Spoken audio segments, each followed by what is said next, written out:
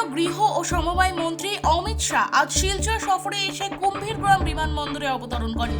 সেখান থেকে হেলিকপ্টারে বাংলাদেশ সীমান্তবর্তী নাদানপুরে রওনা হয়ে ভাইব্র্যান্ট ভিলেজ প্রোগ্রাম 2.0 কর্মসূচিতে অংশ নেন।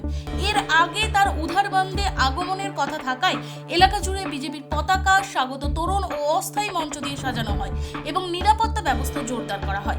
তবে শেষ মুহূর্তে সফরসূচিতে পরিবর্তন হওয়ায় নির্ধারিত কর্মসূচি বাতিল হয়। এদিকে আজই বরাক উপত্যকা সফরে আসছেন মুখ্যমন্ত্রী ডক্টর হিমন্ত বিশ্ব শর্মা।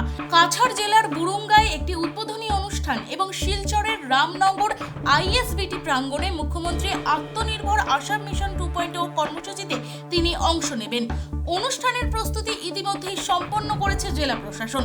উধারবন্দ থেকে নিহারকান্তি রায়ের রিপোর্ট, ভয়েস 365 বাংলা।